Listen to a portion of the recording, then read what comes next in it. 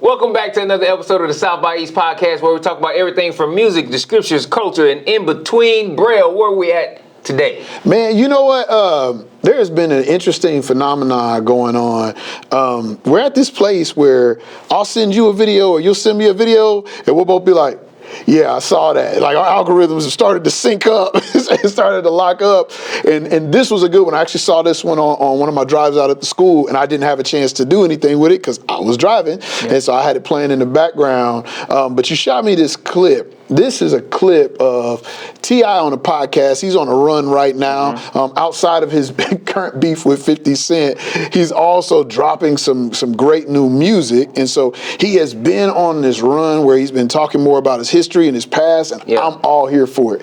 I'm all here for it. Let him know. And he tells a lot about, nice, I see what you did there. But he tells a lot about how he got started rapping and how it overlapped with his other career. Let's check out a bit of that interview, man, and then y'all can watch the rest for yourself. All right.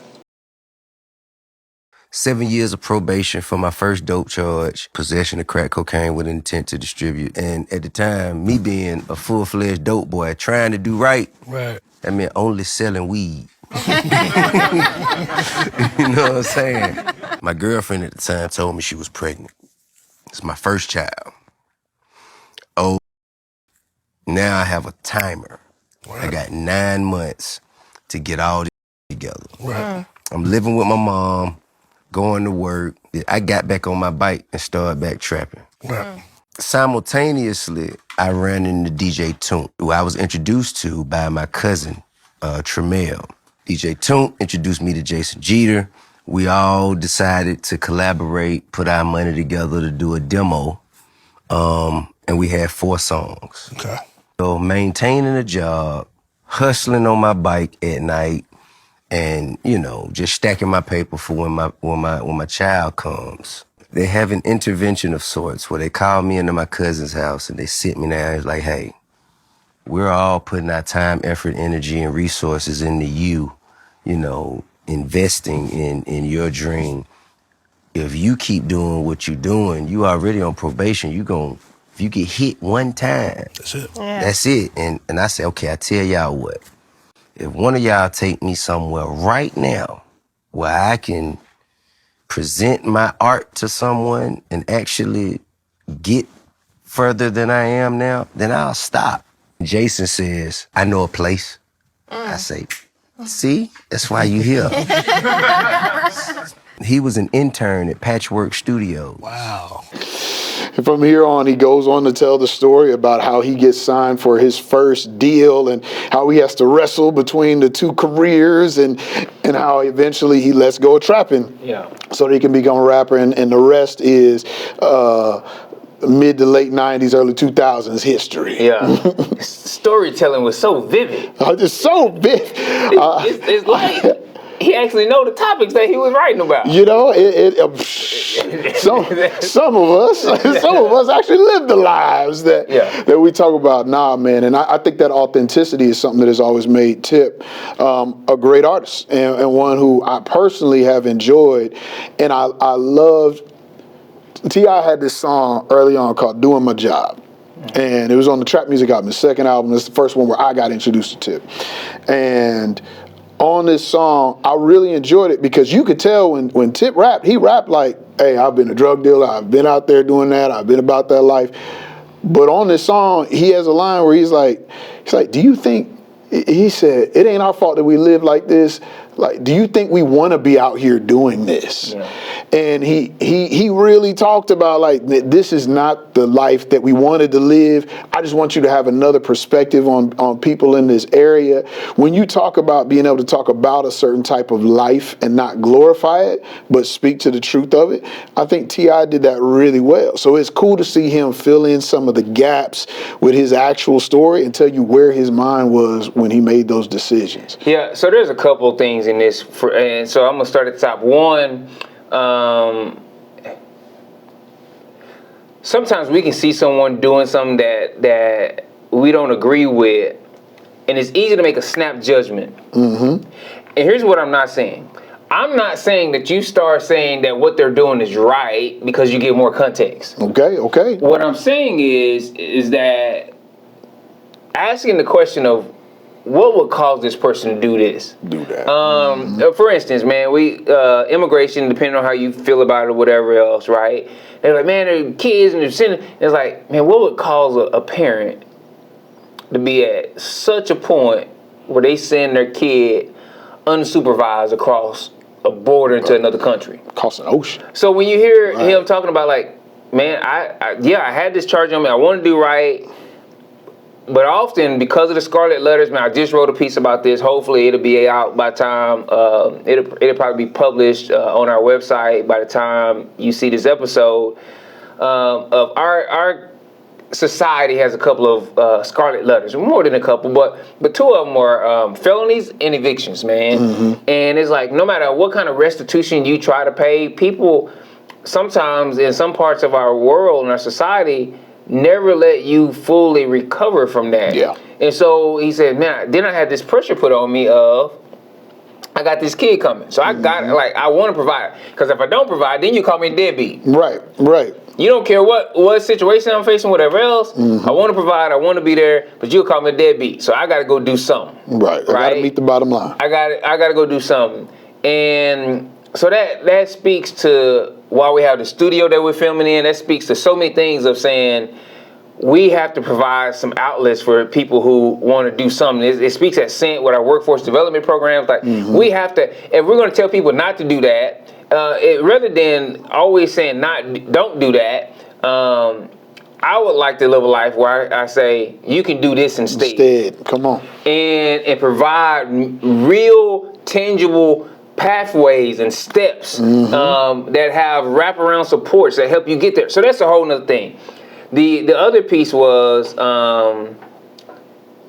his friends like knew what he was doing, but they didn't like just cut him off, even though like they knew what he was doing was wrong. And here's what is one of those deals where those guys still were willing to make an investment in him, man, when his life wasn't totally right. And that's what sometimes the church gets wrong. Man, so many places in the church will tell you got to be completely right before we put our name behind yours and do this or do that. And I'm like, that's not what you see in the Gospels. That's not what you see like in the rest of the New Testament. That's not what you see in the Old Testament. That's not what you see in the Scriptures, man. And people were still getting it. They were still doubting after Jesus was resurrected.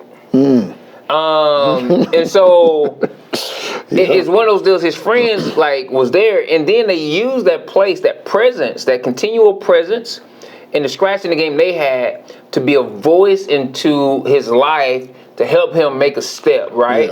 They use their platforms, their resources, and their relationships to help make that bridge over. So that was so good, man. And thirdly, if you get to the end, he talks about how his plug, who for those of you who don't know, a drug dealer's plug is who they get their drugs from.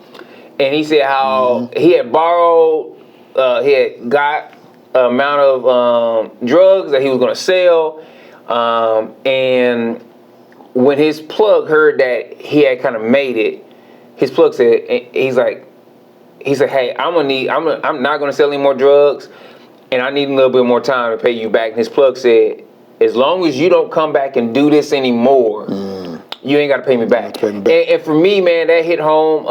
I grew up in a rough neighborhood, and some of my friends they were making some decisions that were a part of life. And I have two friends, and I'm not going to say their name because I don't know the statute of limitations. Please don't dry snitch on the South by East podcast. Please don't do that. But like they were my friends. People knew, they knew we were good friends. And actually, one time they tried to bring up charges on our whole group of friends. And what kept them from pursuing those charges was my reputation for being really clean cut. And I remember like really vividly one day, like they did stuff away from me. But like we were together at times, and so it was this one time I was with them. We were playing video game. They said, "Hey, we got to make this run or whatever else. Go walk." And they were like, "You can't go with us. You man, your grades are good. You ain't got no record. You ain't been in no trouble. What we're about to go do, you can't go with us, just in case something go wrong." Yeah. And there were so many people in my neighborhood, Brail, even outside of my biological family. Yeah. Like my family, there was time. My family used to gamble and different things of that nature. And they were like, "But you can't gamble." Like I look back at that, the people in my life, they were like, "Man, we might not be making all the right choices, but we got to put some boundaries in place because we see something in you." And that speaks to so much of how that should change our heart when we walk into different places, when we go into different environments. That it's so easy to look at it just from the deficits and not see the assets and not see that people do care there. That even though there might be some crime and some murders that happen there, that's not the total story of a neighborhood or a context or a family. And often, the people that are protecting one or two people in that community is because they've given up on themselves, but they refuse to give up on this other person. And what we need is not for somebody to come in and give up on the whole community, or not to just care about just this person who the community has protected. Come on. But to tell some of those others who have given up on themselves, like, in the same way that you want this for them, I want this for you, and I want to offer something for you. Yeah, man. I think that's so good, bro. You hit on so many good points there.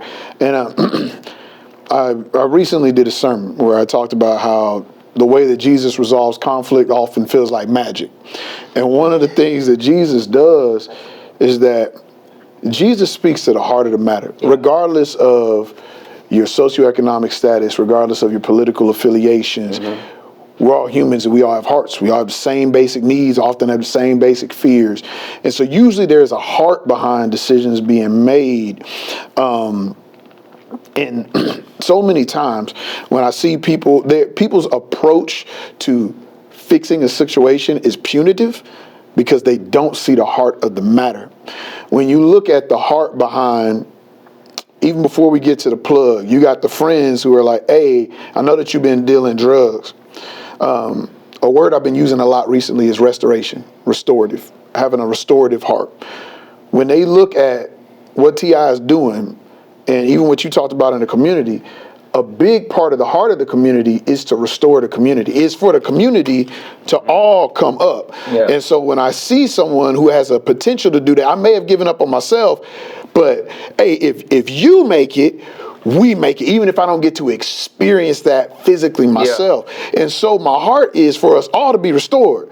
So I'm going to invest in you. When you're doing drugs, I'm going to look out for you. We all looking out for each other. But when I see an opportunity for us to do better, I'm like, all right, I'm gonna invest in that. The plug saw him, and the plug was like, well, right now I'm doing what I need to do. I'm doing well at it, but I really would rather not be doing it. And I see that you're doing something else.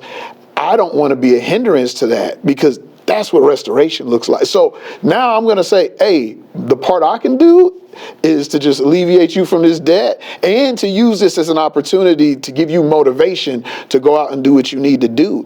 It's the heart behind that. And so many times we come up with solutions that are not effective and that don't consider the value of people, because we want to solve a problem rather than restore a person or restore a community. And so it shifts our perspective about people and what they're going through. Yeah. And there's one thing I want to make sure we hear before we leave. Yeah. T.I. still decided. When things hit off, he could have went and said, I'm going to finish selling the rest of this package. Yeah. And he said, nope. I'm going to give it away, and I'm going to negotiate with the plug. Yeah. And, man, we can do everything we can possibly do as a community to be restorative, and there's still an element of personal choice in there. So what I don't want you to hear Brail and I saying is, it's all environment and no personal choice. Right. Because there is both. Yes. And he had to make some choices along the way, and that involved risk, man. And here's the deal, sometimes what we don't know seems like more of a risk than what we do know, even though what we are doing is a big risk already, right? And so he still made the choice. And so, man, that's one of the things that I want to make sure we leave in there is no matter what steps in community development and all the pathways we put in there, it still comes down to an element of personal choice. Yep. Yeah, man, that's definitely a piece of that there. And I think we also have to consider the stories behind the successes. It's not just looking at those who didn't succeed. Like, John just shared a story of how he had some intervention in his own life. I have a similar story. I talk about it on my song, Better Be Part 2 on Work in Process. You can find it on all streaming platforms.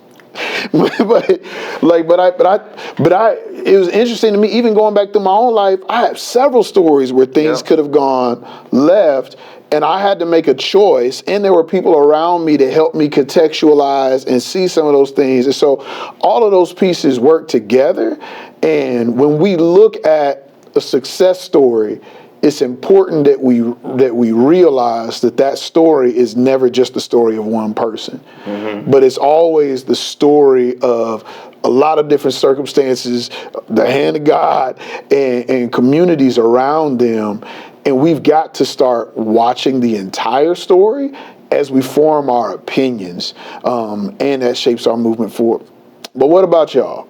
What stories are you holding on to? Do you see the point for personal responsibility, or do you lean more on the environmental side of things, and why? We would love to talk about it here in our community, especially what we're building here on Facebook. On YouTube, you can comment as well. Make sure that you like, subscribe, and share this with a friend. And make sure that you jump in with us next week, whether on your favorite podcast or video source, for the next episode of South by East, where we see you in the intersection.